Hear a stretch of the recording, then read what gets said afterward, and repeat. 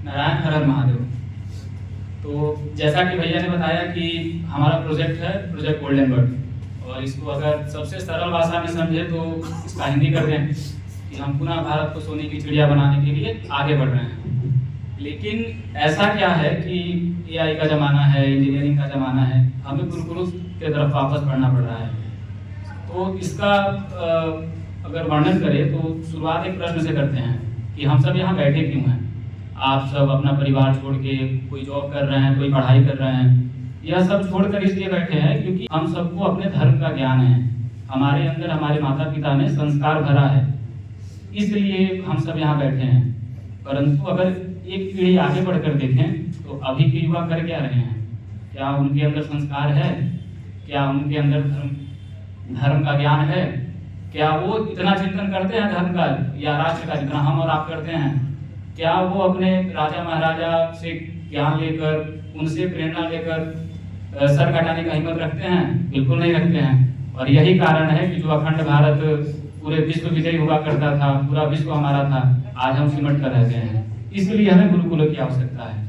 दूसरा यह कि गुलामी का चिन्ह है मॉडर्न एजुकेशन सिस्टम, अंग्रेजों द्वारा लाया गया, मैकॉले ने उसको गढ़ा था। और जब अंग्रेज जा रहे थे तो उन्होंने यह बोल कर गया कि हम इनके अंदर एक ऐसा विश्व घोल कर जा रहे हैं कि यह भले ही ऊपरी रूप से आज़ाद लगे, लेकिन ये अंदर ही अंदर गुलाम है। और आज आप देख लीजिए, और यह लाया क्यों गया? मॉडर्न एजुकेशन सिस्टम लाने के पीछे दो कारण। पहला ये कि हमारी जो संस्कृति है बहुत मजबूत है, बहुत अच्छे से जोड़ कर हमको मजबूत बनाया है हमारे ऋषि मुनियों ने, और उसका बैकबोन था हमारा गुरुकुल। क्योंकि जब अंग्रेज जनेऊ मांगते थे ना तो हम सर कटा लेते थे, अपना जनेऊ नहीं देते थे, हम अपना बलिदान देते थे, माताएं हमारी जौहर कर लेती थी। तो इतना जो ज्ञान और परंपरा था ना वो आता कहाँ था? तो रिसर्च किया गया और रिसर्च में निकला कि इनको ऐसा पढ़ाया जाता है, इनको इनके गुरु डीएनए में डाल देते हैं कि सर कटा लेना लेकिन अपने जमीन का एक हिस्सा नहीं देना है। और तब वहाँ से फिर अंग्रेजी भाषा का चयन और प्रचार शुरू किया गया, क्योंकि हमारी भाषाएं भी अलग अलग थी। भाषाएं अलग अलग थी तो अंग्रेजों को गुलाम बनाने में थोड़ा सा कठिनाई हो रहा था।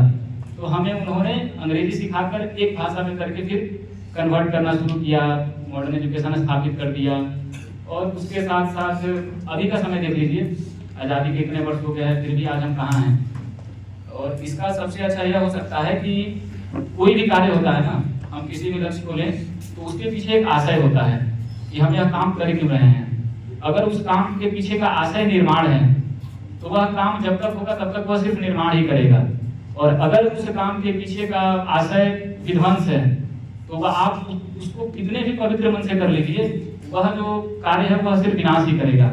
और इसका सबसे अच्छा एग्जाम्पल है मॉडर्न एजुकेशन सिस्टम। उसका आशय था कि आप सब एक बहुत अच्छा फैक्ट्री वर्कर बने, तो उस कार्य में, उस लक्ष्य में जितने भी इन्वेंशन होंगे, जितने भी इनोवेशन होंगे, वह सिर्फ इसलिए होंगे कि आप पहले से बेहतर एक अच्छे फैक्ट्री वर्कर बन जाएं। और आज आप ये सब जितने हैं सबको यही सिखाया जाता है स्कूल में, पढ़ाई क्यों करनी है तो सिर्फ और सिर्फ नौकरी के लिए। और शुरुआत यहीं से होता है। हमने एक पीडीएफ रेडी करके रखा है कि हमें गुरुकुल की आवश्यकता क्यों है। पहला ये कि हमारे युवा कर क्या रहे हैं। कोई भी अब एक सबसे अच्छा ले लेते हैं वंदे भारत। जैसे ही वंदे भारत लॉन्च हुआ उसके ऊपर पथराव हो गया, उसको तो शीशा उसका तोड़ दिया गया। या 4 जून 2025 को आरसीबी का विक्ट्री परेड था, आरसीबी ने जीता और उसका विक्ट्री परेड था बेंगलुरु में। और उसमें लगभग 11 लोग मरे थे और 56 घायल हुए थे। तो आप एक बार देखिए कि हमारी युवा कर क्या रही है। क्या वो परिवार के लिए कुछ कर रही है? कभी नहीं। बॉलीवुड ने उसको इतना लताड़ दिया है, इतना लताड़ दिया है कि 18 के हो गए हैं, हम जो चाहेंगे वो करेंगे। हमारे बारे में माता पिता कौन होते हैं डिसाइड करने वाले? अरे जी, उन्होंने जन्म दिया है, अपना खून और पसीना लगाकर पढ़ाया है, और बॉलीवुड ने उसको यूं चुटकी से जैसे मूवी बना वैसे सारा खत्म कर दिए। उसके आगे करप्शन। अब कुछ समस्या के बारे में बात करेंगे। अगर किसी का ये प्रश्न हो कि मॉडर्न एजुकेशन सिस्टम खराब क्यों है, हमने तो अपना आशय रख दिया कि हम सनातनी हैं, धार्मिक है, तो हमें अपना गुलामी चीजें नहीं चाहिए। लेकिन इसमें से कुछ लोग होंगे जो मॉडर्नाइजेशन को ज़्यादा पसंद करते होंगे, तो उनके विषय में रखते हैं। करप्शन इंडिया का सबसे बड़ा प्रॉब्लम, और एजुकेशन सिस्टम उसमें 5वां सबसे करप्ट। और अगर करप्शन को हटा दिया जाए अभी तत्काल में, तो भारत का जीडीपी 9% से बढ़ जाएगा। अगर किसी को जीडीपी का ज्ञान नहीं है, 9% का जीडीपी क्या होता है, पर आप गूगल कर लीजिए, आप समझ जाएंगे कि वो कितना रुपया होता है। उसके बाद सुसाइड रेट, और सुसाइड रेट में भी सबसे ज़्यादा स्टूडेंट का सुसाइड रेट। अगर आपका एजुकेशन सिस्टम बहुत अच्छा है तो बच्चे सुसाइड क्यों कर रहे हैं? बहुत सारे कॉलेजेस में ऐसा होता है। जितने टॉप कॉलेजेस हैं वहाँ पे 3-4 बजे के समय में उनके जितने भी सिक्योरिटी गार्ड होते हैं वो सारे हॉस्टल्स को चेक करते हैं कि कोई बच्चा सुसाइड तो नहीं कर लिया तो तुरंत बॉडी को हटाओ। ये सीन चल रहा है। कारण क्या है? अगर आपका एजुकेशन सिस्टम बहुत अच्छा है तो फिर बच्चे क्यों सुसाइड कर रहे हैं? तो समस्या कहीं ना कहीं एजुकेशन सिस्टम में ही है। अनएम्प्लॉयमेंट, डिग्री लेने के बाद भी बेरोजगारी एकदम बढ़ रहा है। अगर बहुत अच्छा है, हमारे बच्चे इंजीनियर बन रहे हैं, डॉक्टर बन रहे हैं, डॉक्टरों की डिग्री ले रहे हैं, लेकिन फिर भी उनके पास जॉब नहीं है। क्या कारण है? कुछ ना कुछ तो एजुकेशन सिस्टम में ही कमी होगा ना। और सबसे ज़्यादा अगर देखा जाए तो इंजीनियर्स 55% भारत में अभी के समय में डिग्री लेने के बाद भी उनके पास जॉब नहीं है। MBA 55.09%, और भी बहुत सारे हैं, अभी तो समय नहीं है, ठीक है। अब आते हैं परिवार पे। कुछ दिन पहले रील देखे थे कि एक बच्चा है अपने पिता से पूछ रहा है कि पिताजी हमें पढ़ाई क्यों करनी चाहिए? तो पिता का जवाब होता है कि पढ़ाई करो, अच्छी नौकरी करो, अच्छी पत्नी मिलेगी, परिवार होगा। लेकिन क्या अभी अच्छी पत्नी मिलना मुमकिन है? डाइवोर्स रेट भारत में 30 से 40% बढ़ चुका है कंपेयर टू लास्ट 10 ईयर्स। क्या कारण है? अगर कोई बच्चा बहुत मेहनत से, जिसको ज्ञान नहीं है, अगर किसी को ज्ञान नहीं है कि हमारा भारत कैसा था, और वह जन्म लेता है और बहुत अच्छे से लगन से पढ़ाई कर रहा है, और वो इस लालसा से पढ़ रहा है कि वो जॉब करेगा, तो जॉब ही नहीं है, अनएम्प्लॉयमेंट। अच्छी पत्नी मिलेगी, वह भी नहीं है। बॉलीवुड ने, सोशल मीडिया ने चरित्रहीनता को इतना बढ़ावा दे दिया है कि अब ये नॉर्मल हो गया है कि अगर आप चरित्रवान हैं तो आप एक दाग हैं, ऐसा ही तो माहौल बना दिए हैं। तो फिर अब अच्छी पत्नी भी नहीं मिली। और उस 30 से 40% डाटा में 55% डाटा मैरिड का है कि मैरिड होने के बाद भी उनके अलग संबंध हैं, और इसको नॉर्मलाइज किया जा रहा है। आप सब सोशल मीडिया का बहुत अच्छे से यूज करते होंगे, आप सब देख रहे हैं। और यह सब कब हो रहा है? जब भारत का नागरिक, भारत का युवा सबसे ज़्यादा पढ़ा लिखा है। लेकिन आप जितने ज़्यादा पढ़ोगे उतने ज़्यादा करप्ट, उतने ज़्यादा अधर्मी, उतने ज़्यादा भगवान से दूर होगे। इसको डिजाइन ही ऐसे किया मैकॉले ने कि इनका जो बैकबोन है ना, जिसकी वजह से भारत सोने की चिड़िया है, उसको हम तोड़ देंगे, और इसीलिए उसने गुरुकुलों को जला दिया। अब समस्या क्या है कि हम गलती कहाँ कर रहे हैं? गलती ऐसे है कि अभी के समय में इंजीनियरिंग है, AI है, हम एक गाइडेड मिसाइल बना सकते हैं, लेकिन एक अच्छा युवा, एक धर्मनिष्ठ युवा हम नहीं बना पा रहे हैं। और भारत का युवा अगर धर्मनिष्ठ हो जाए, पूरे विश्व में सबसे ज़्यादा युवा हमारे देश में ही है। अगर सब पहले के भारतीय अर्जुनों की तरह हो जाए तो फिर समस्या ही नहीं आएगा कि हमको, आपको या हमारे आने वाली पीढ़ियों को ऐसे बैठ के उनका समय गंवाना पड़े। अब समझते हैं कि विद्या का काम क्या है, कि लिटरली विद्या करती क्या है। जॉब लेना गलत, मॉडर्न जितने भी थ्योरीज हैं वो लर्न करना गलत, टीचर्स बनाना, बच्चे पढ़ रहे हैं तो कैरियर भी हो रहा है, वह भी गलत। इन सब का काम विद्या का नहीं है। विद्या का काम है एक अच्छी सिविलाइज्ड सोसाइटी बनाना, एक अच्छी सभ्यता बनाना, जिसमें लोग अपने कार्यों के लेके बहुत समर्पित हों कि ये मेरा कार्य है, ना कि हमारा अधिकार है।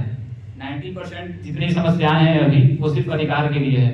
अरे मेरा अधिकार ये है, हम युवा है तो मेरा अधिकार ये है, हम ये है तो मेरा अधिकार ये है। कोई अपने ड्यूटी के बारे में सोचता है कि मेरा कर्तव्य ये है कि मेरे माता पिता ने मुझे जन्म दिया है तो मैं अपने माता पिता का सेवा करूं, इसके लेकर तो कोई प्रोटेस्ट नहीं हो रहे हैं। सब अधिकार के पीछे भाग रहे हैं कि मेरा अधिकार ये है।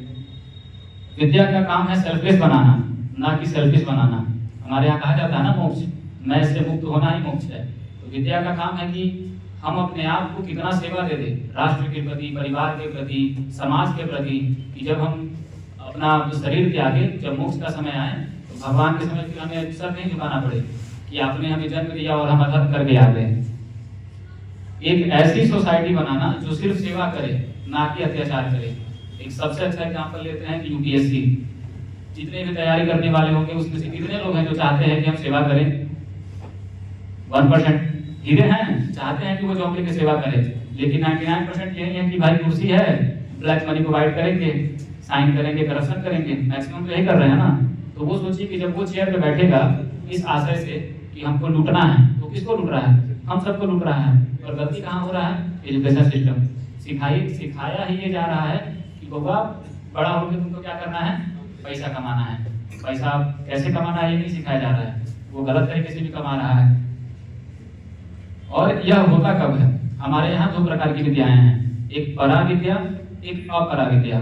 परा विद्या होता है स्पिरिचुअल एजुकेशन, जिसको हम धार्मिक ज्ञान बोलते हैं, और अपरा विद्या होता है मटेरियल, जो अभी हम पढ़ रहे हैं कि हमें पैसे कमाना है, हमें गाड़ी लेना है, हमें घर बनाना है, हमें अच्छी पत्नी चाहिए, यह सब ये काम है अपरा विद्या का।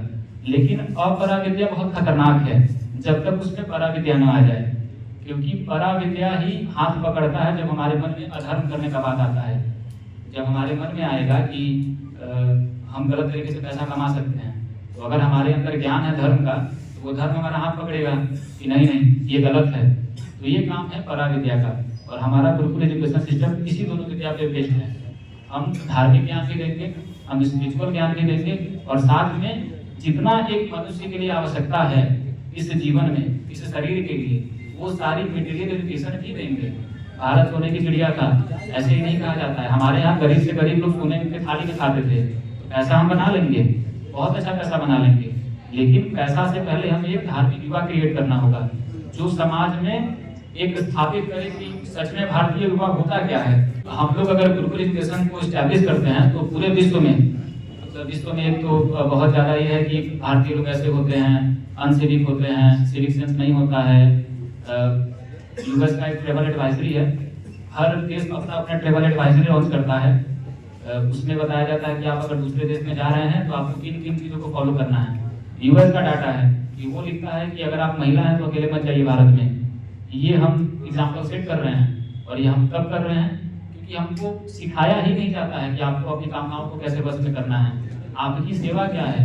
आपके यहाँ, हमारे यहाँ बस कहने को है अतिथि देवो भव, लेकिन विदेश से कोई आता है तो उसका हम चरित्र करके भेजते हैं। तो ये हमारे मॉडर्न एजुकेशन सिस्टम में नहीं सिखाया जाता है।